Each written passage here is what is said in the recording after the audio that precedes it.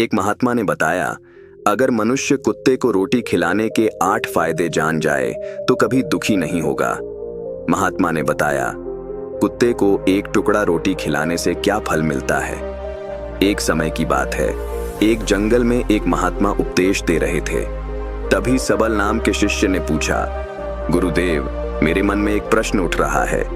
महात्मा ने कहा, भंते, निसंकोच होकर पूछो, आपके मन में वह कौन सा प्रश्न उठ रहा है।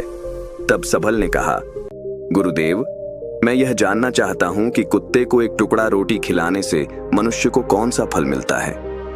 तभी महात्मा ने कहा, भंते, कुत्ते को एक टुकड़ा रोटी खिलाने से मनुष्य को 8 फायदे होते हैं तथा जो भी मनुष्य इन फायदों के बारे में जान जाता है उसका जीवन धन्य हो जाता है और उसको जीवन में कभी दुखों का सामना नहीं करना पड़ता।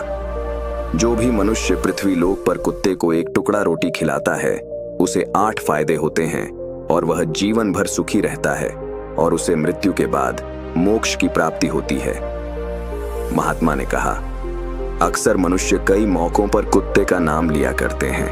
किसी को गाली देते समय भी मनुष्य की जुबान पर कुत्ते का नाम आता है।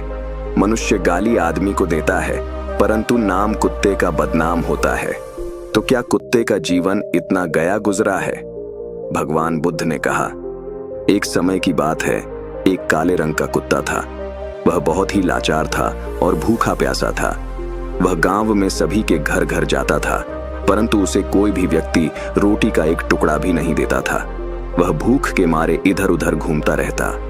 एक दिन वह गांव के बाहर नदी के किनारे एक ऋषि के आश्रम पर पहुंच गया और ऋषि से कहने लगा, हे मुनिवर, मुझे लगता है आप बहुत ही विद्वान तथा ज्ञानी हैं, इसीलिए मैं भूखा प्यासा आपके पास आया हूँ। कृपा करके आप मुझे एक टुकड़ा रोटी का दे दीजिए जिसे मैं खाकर अपनी भूख को शांत कर लूं। तभी वह ऋषि कहते हैं, हे स्वान, क्या तुम्हें गांव में एक टुकड़ा रोटी का किसी ने नहीं दिया जिसे तुम खाकर अपनी भूख मिटा सको? कुत्ता कहता है, हे मुनिवर, मैं आपको क्या बताऊं, आप मेरी बातों पर विश्वास नहीं करोगे। तभी वह आशी कहते हैं, हे स्वान, तो बताओ, तुम्हारी बातों पर मैं विश्वास अवश्य करूंगा। मुझे तुम बहुत ही लाचार दिखाई पड़ते हो। तभी वह कुत्ता कहता है, ठीक है मुनिवर, मैं तुम्हें अपनी भीति बताता हूं। हे मुनिवर, दुनिया के लोग हम पर रहम नहीं करते।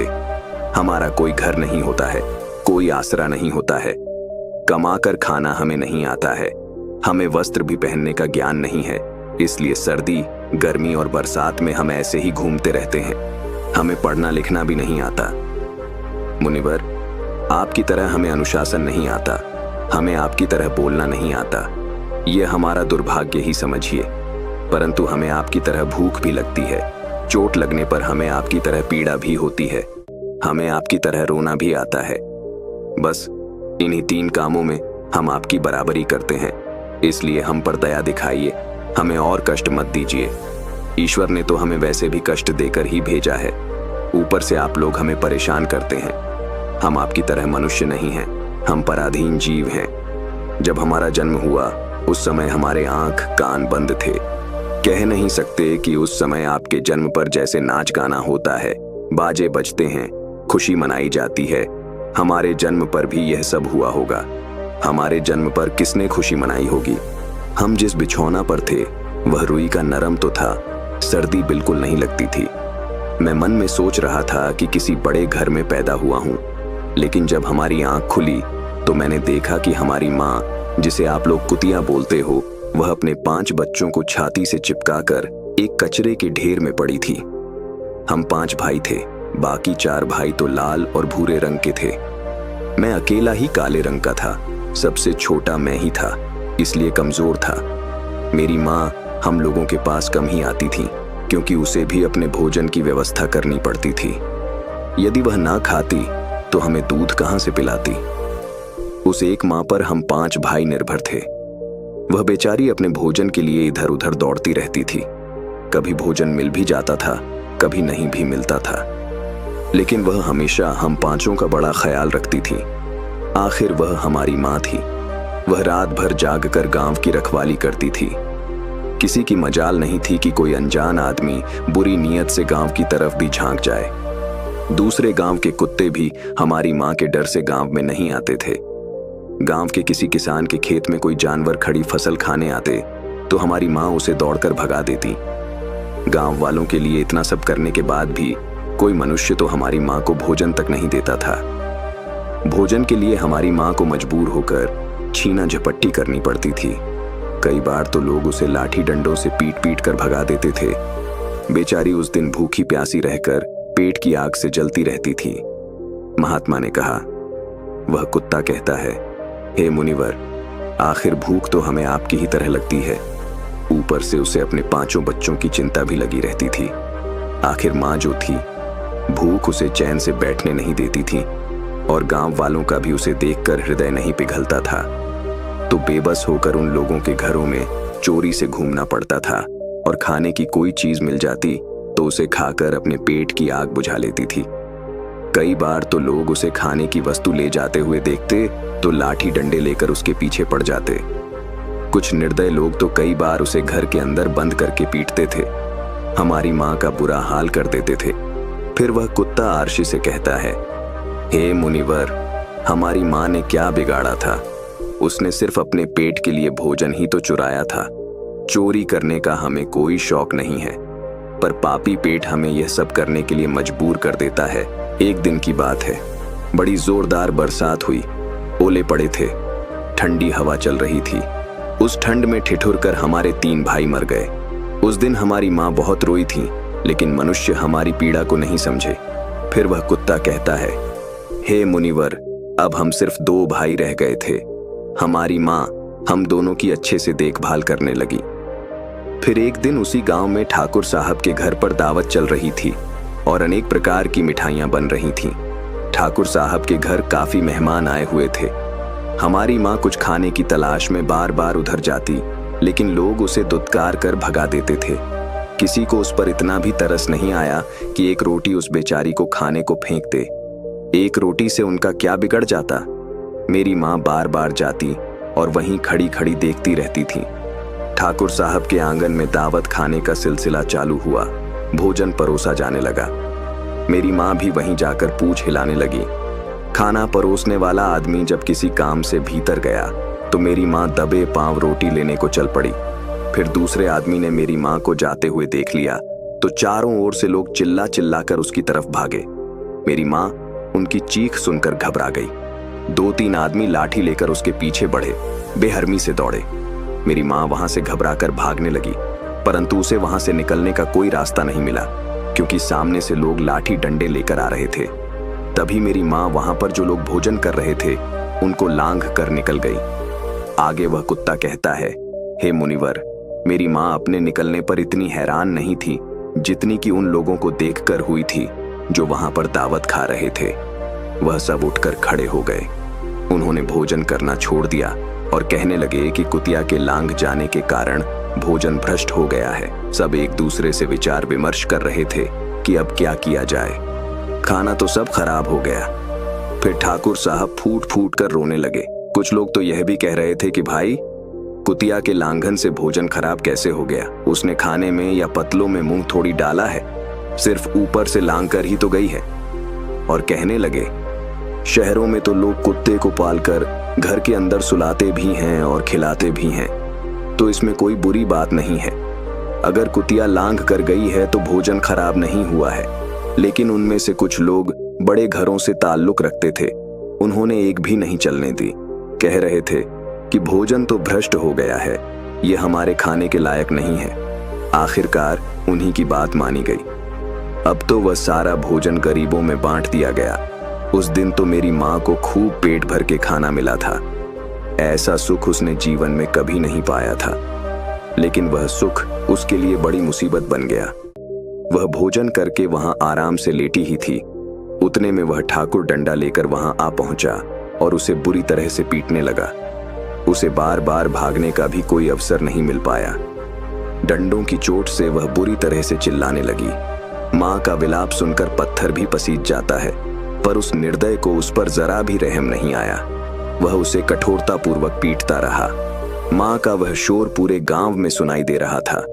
तब कुछ लोग आए और उसे समझाते हुए बोले, ठाकुर साहब, जाने दो, भूख में तो आदमी की भी बुद्धि भ्रष्ट हो जाती है। ये तो एक पशु है, इसे अच्छे बुरे का क्या ज्ञान। अब इसे मारकर आपको क्या मिलेगा? जो होना था सो हो गया। लोगों के समझाने के बाद उसने हमारी माँ को पीटना बंद किया। माँ ने आकर सारी कहानी हम दोनों भाइयों को सुनाई। हमने सोचा कि कितना कष्ट भरा है हम कुत्तों का जीवन। आदमी एक रोटी के टुकड़े के बदले एक चोर की जितना पीटता है, बेकार है ऐसे लोग जो हम लोगों की पीड़ा को नहीं समझते। महात्मा ने कहा, वह कुत्ता कहता है, हे मुनिवर, एक दिन की बात है, उसी गांव के बाहर एक ब्राह्मण आकर ठहरा हुआ था। उसने अपने भोजन के लिए एक जगह लावा बनाया और उस पर दाल बनाने के लिए रख दी। उसके बाद आटा गोद कर रख दिया। वह वहीं पास में कुएं पर पानी लेने चला गया। इधर कहीं से मेरी माँ भी घूमती हुई वहीं पहुंच गई। उसने आटे को देखा तो सोचने लगी कि शायद इस आटे का कोई मालिक नहीं है। यही सोचकर वह उस आटे को खाने लगी। उधर उस ब्राह्मण ने कुएं के पास से देखा कि उसका आटा एक कुतिया खा रही है तो वह बड़ा दुखी हुआ। वह बेचारा रोने लगा क्योंकि वह भी 2 दिनों का भूखा और थका हुआ था। कुछ लोगों ने उसे कहा, अरे ब्राह्मण देवता, इस कुतिया ने तुम्हारा भी आटा बिगाड़ दिया। कल तो इसने ठाकुर साहब की पूरी रसोई बिगाड़ कर रख दी। ब्राह्मण दुखी होता हुआ बोला, भाई मुझे क्या मालूम था ये दुष्ट कुतिया मेरे आटे को खाने के लिए घात लगाए बैठी है। ब्राह्मण ने ना आव देखा न ताव, लाठी लेकर उस कुतिया के ऊपर टूट पड़ा। माँ उस आटे को ठीक से खा भी नहीं पाई थी, पर उससे ज्यादा की उस पर लाठी बरस गई। महीनों तक मेरी माँ लड़खड़ाते हुए घूमती रही। तब उस दिन समझ में आया कि आदमी कितना खुदगर्ज है। हम उसका कोई भी कार्य करते हैं तो भी वह हमें नहीं समझता। आगे वह कुत्ता कहता है, हे मुनिवर, हमारी कमी यह है कि हम उन्हीं मतलबी इंसानों के अधीन रहना चाहते हैं जो हमें कष्ट देता है, जो हमें प्यार से खिलाता है। हम उसके कितने काम आते हैं ये नहीं पता। उनके घर की रखवाली तो करते ही हैं, साथ ही साथ और भी बहुत सारे लाभ हैं जिन्हें मनुष्य नहीं जानता। महात्मा ने कहा, यदि मनुष्य कुत्ते को रोटी खिलाने के फायदे जान जाए तो अपने जीवन में होने वाले नुकसान से बच सकता है। आज मैं आपको बताऊंगा कुत्ते को रोटी खिलाने के 8 फायदे। मनुष्य को पता नहीं है कि जब भी घर में रोटी बनाई जाती है तो सबसे पहली रोटी गौ माता की होती है और पिछली रोटी कुत्ते की होती है। महात्मा ने कहा, ऐसा ही विधान भगवान ने बनाया था, लेकिन भगवान के बनाए उस विधान को भूलकर मनुष्य अगली और पिछली रोटी स्वयं ही खा जाता है। इसका दुष्प्रभाव उसके जीवन पर पड़ता है। कुत्ता वह प्राणी है जिसको रोटी खिलाने से मनुष्य के जीवन में पड़ने वाले ग्रहों के दोष भी दूर हो जाते हैं। महात्मा ने कहा, कुत्ते को रोटी खिलाने का पहला फायदा, कुत्ते को रोटी खिलाने से शनि का नकारात्मक प्रभाव कम हो जाता है। शनि ग्रह जब अपनी कुदृष्टि डालता है तो हर मनुष्य बर्बाद हो जाता है। जिस व्यक्ति पर उनकी महादशा का आरंभ हो जाता है तो बने बनाए काम अपने आप बिगड़ने लगते हैं और वह मनुष्य आर्थिक तंगी का शिकार हो जाता है। उस स्थिति में व्यक्ति यदि कुत्ते को रोटी खिलाता है तो उस पर शनि का दुष्प्रभाव बहुत ही कम हो जाता है। कुत्ते को रोटी खिलाने का दूसरा फायदा, कुत्ते को रोटी खिलाने से भाग्य आपके पक्ष में हो जाता है। आपके घर के अंदर नकारात्मक शक्ति नष्ट हो जाती है। कुत्ते को रोटी खिलाने का तीसरा फायदा, कुत्ते को रोटी खिलाने से माता लक्ष्मी प्रसन्न हो जाती है और आपके घर में धन दौलत की कभी कमी नहीं रहती है। कुत्ते को रोटी खिलाने का चौथा फायदा, कुत्ते को रोटी खिलाने से आपके ऊपर कर्ज नहीं चढ़ता और जो पहले से आप कर्जदार हैं उससे भी मुक्ति मिल जाती है। कुत्ते को रोटी खिलाने का 5वां फायदा, कुत्ते को सुबह शाम भोजन देने से आपका व्यापार बहुत अच्छे से चलता है। कुत्ते को रोटी खिलाने का 6ठा फायदा, कुत्ते को रोटी देने से आपकी आयु में वृद्धि होती है और अटका हुआ धन वापस मिल जाता है। कुत्ते को रोटी खिलाने का 7वां फायदा, कुत्ते को रोटी देने से हमेशा आपका स्वास्थ्य अच्छा बना रहता है और मानसिक रूप से आप मजबूत रहते हैं।